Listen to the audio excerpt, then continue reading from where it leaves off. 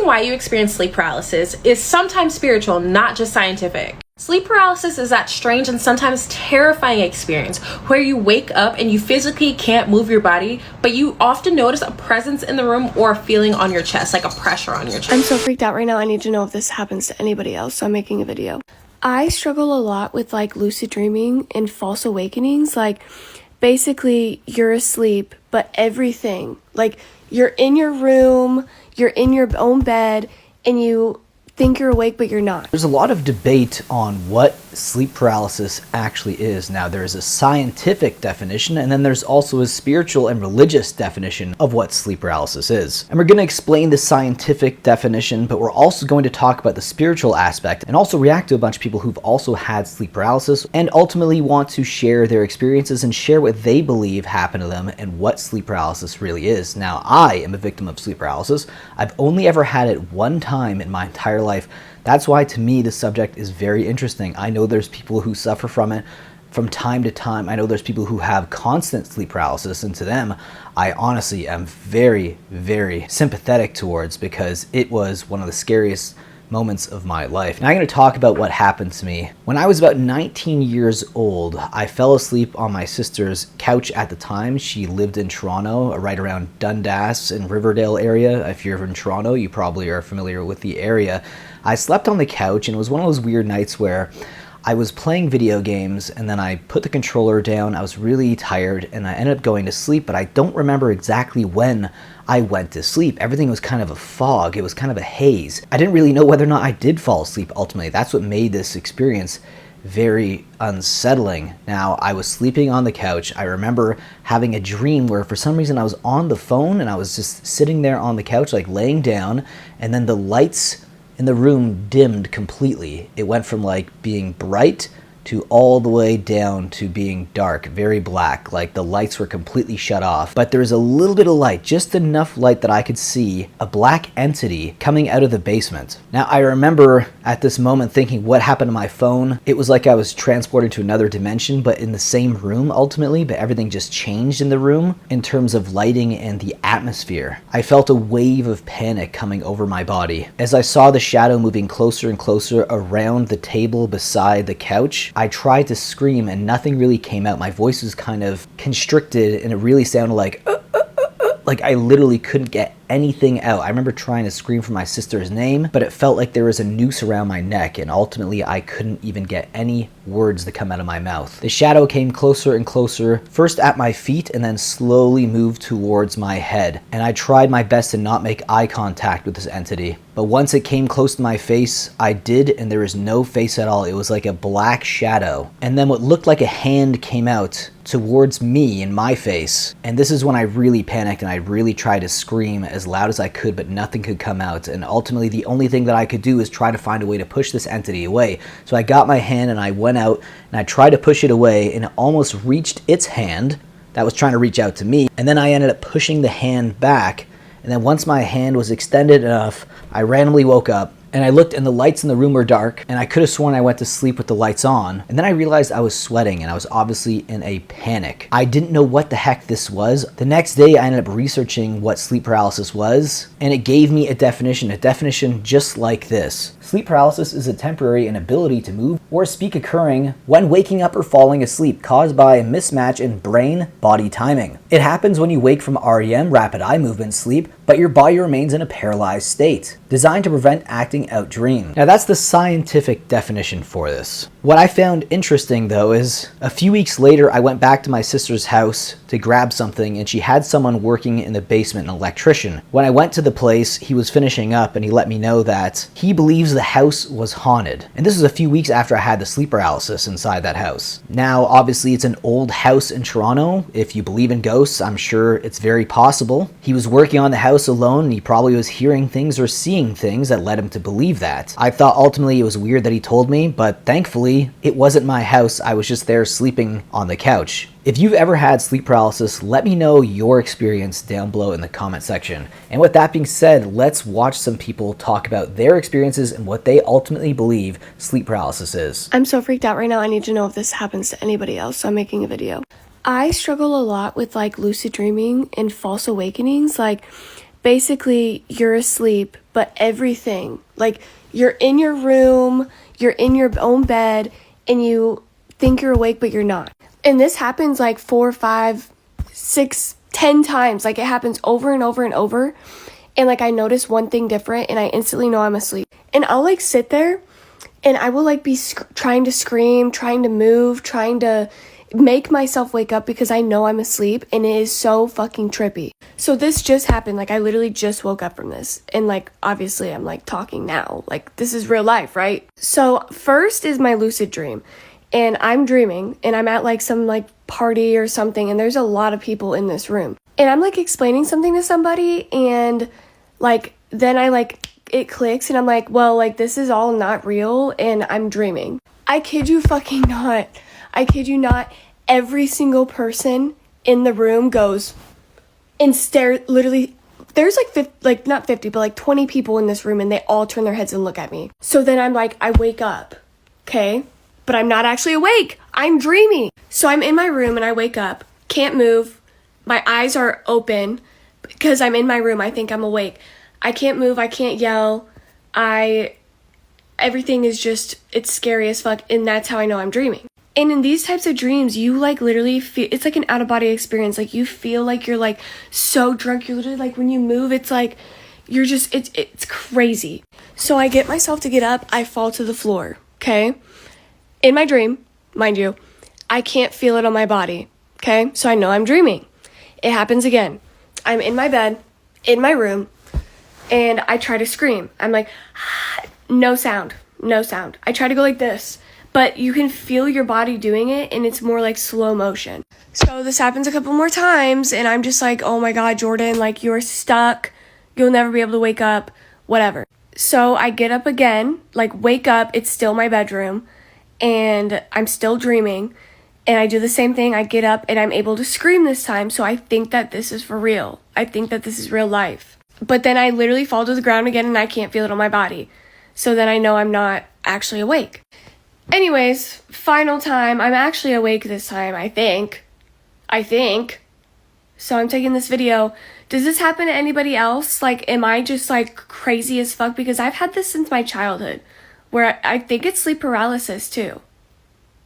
Well, it'd be a nice trick to have if you do have sleep paralysis. When I had it, I didn't know I was asleep at all. I thought I was fully awake, but ultimately when I woke up and I had my hand extended, I realized that I must have been dreaming, or was I? Your brain paralyzes your body every single night. Every night. If the timing goes wrong, you wake up inside a frozen body and your brain fills the room with the most terrifying things it can generate. And millions of people experience this regularly. So sleep paralysis, if you've had it, you know. If you haven't, you don't want it. And I've been reading about it tonight, and some of this is so consistent across cultures and centuries that it crosses the line from creepy into genuinely unexplainable. When you enter REM sleep, your brain releases chemicals that paralyze your voluntary muscles. This is called atonia. It stops you acting out your dreams, running, punching, falling out of fucking bed. Your brain shuts your body down while it does its thing. Normally when you wake up, the paralysis switches off, but sometimes, just sometimes, you wake up and the paralysis doesn't release. You're conscious. You can see your room. You cannot move. You can barely breathe, and your brain is still partially in dream state. It starts projecting. People report seeing figures in the room, standing over them, sitting on the chest, dark shapes, faceless, sometimes with features, sometimes not, and they cannot fucking move, can't scream, can't do anything except lie there and experience. These figures are consistent across cultures, across history, across geography. In Newfoundland, they call it the old hag, an old woman who sits on your chest. In Japan, it's kanashibara, a dark figure that presses down on you. In every culture and every continent across thousands of fucking years, people independently describe the same thing: a dark presence, pressure on the chest, inability to move, pure fucking terror. That's not psychology. Psychology doesn't introduce identical experiences across every human population on Earth throughout all of recorded history. Something is causing the same hallucination in every human brain, regardless of culture or shit. Researchers studying sleep paralysis have noted that about 8% of subjects report not just seeing a figure but hearing it. Not random noise, structured language, sometimes in languages the subject doesn't even fucking speak. And in controlled studies where audio equipment was running in the room during episodes, some subjects reported hearing sounds that were not detected by any recording device. Silence on the tape, but the person heard a voice clear as day. And people who experience it regularly report that the entities become familiar, not less scary.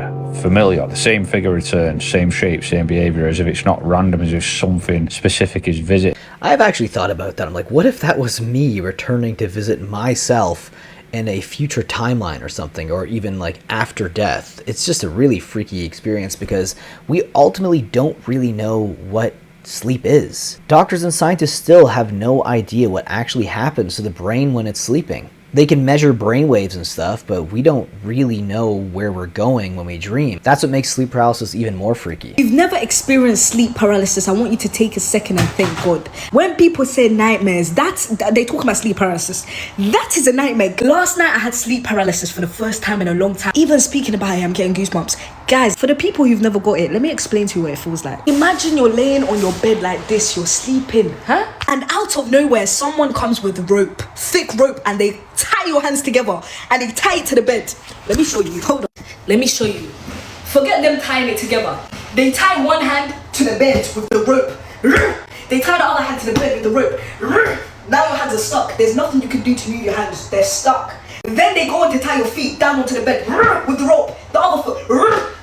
Your feet are stuck. There's nothing you can do. So now you're laying there like this. And keep in mind, you're awake, but you're sleeping, but you're awake. You're very much awake. You're trying to move. Like, you know in the movies? Yeah, hand is stuck. It's stuck to this bed permanently. God forbid I repeat that in the name of Jesus. To make matters worse, you can't talk either. You can't talk. It's like you're trying to scream, right? Maybe you're screaming in your head, but the sound's not coming out. It's that's all you can do. But the thing is, you're awake, like you can see, you're trying to get out of this thing, but you can't. And you know what? I may be saying this like a joke, but guys, it's not even a joke, because that shit is actually scary. I see people say that when you get it, something demonic, something this and that. I rebuke it in the name of Jesus. I rebuke it in the name of Jesus. I rebuke it in the name of Jesus. Because guys, when I tell you, I used to get this every night, bro. I don't get anymore. People will tell me, oh, when I have sleep paralysis, I see things. I see demons. I see demons in my room. I see... Me, I don't see demons. God forbid, I rebuke that in the name of Jesus. I rebuke that in the name of Jesus.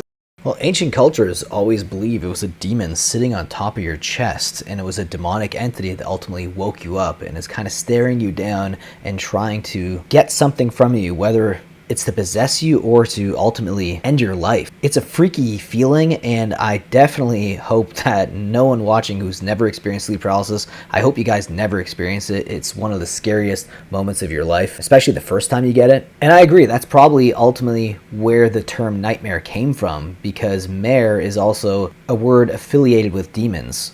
When people say they have nightmares, really what they mean is they have a bad dream. Sleep paralysis is a real nightmare. The reason why you experience sleep paralysis is sometimes spiritual, not just scientific. Sleep paralysis is that strange and sometimes terrifying experience where you wake up and you physically can't move your body, but you often notice a presence in the room or a feeling on your chest, like a pressure on your chest. Science does explain during REM sleep, your body is paralyzed so you don't act out your dreams. But when you get sleep paralysis, it means briefly after you wake up, your body is still paralyzed. So that's why you feel stuck. And neuroscientists have found that brief moment between your body still being asleep and your brain being awake, that's going to cause hallucinations because of that disconnect. So you're going to see hallucinations in your room and you're going to hallucinate a pressure on your chest. Okay, now that we got the science out of the way, there are spiritual reasons for sleep paralysis. It can be a transition between the two different dimensions. There is the 3D dimension and then there is the 4D and above.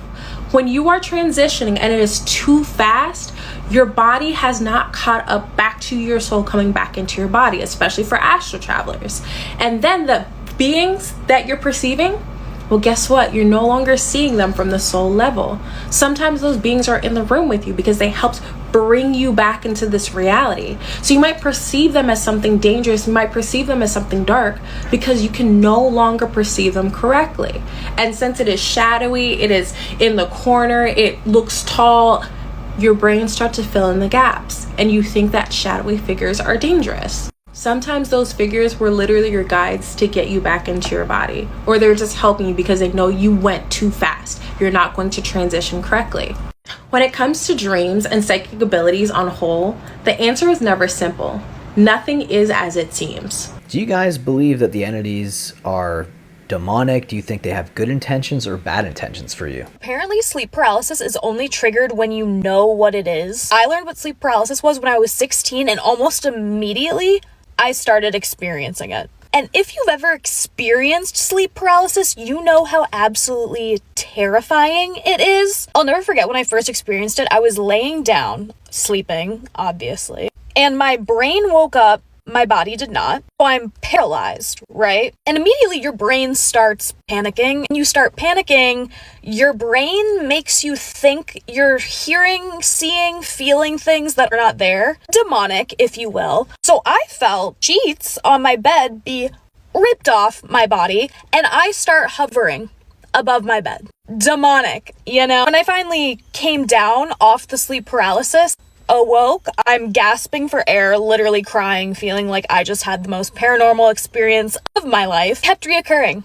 again and again and again. So I started doing some research, and I found a few different supplements that you can take that help with sleep paralysis. Melatonin is not one of them. That it actually made things not good. One of the supplements that I found works great is magnesium. Something about me is I hate taking pills. So I started taking these holy air nighttime shots. They're literally sleep shots. How cute. Sit up, take a shot, go to sleep. I have not had sleep paralysis.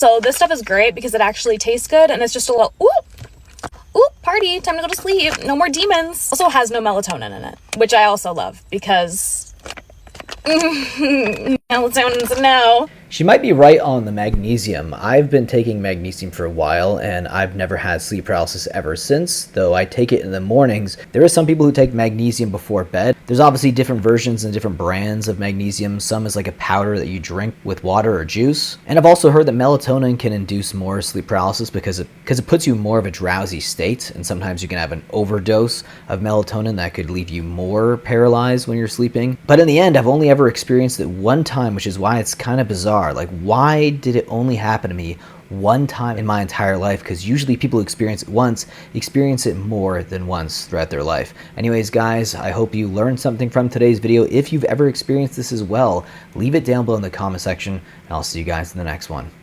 Take care.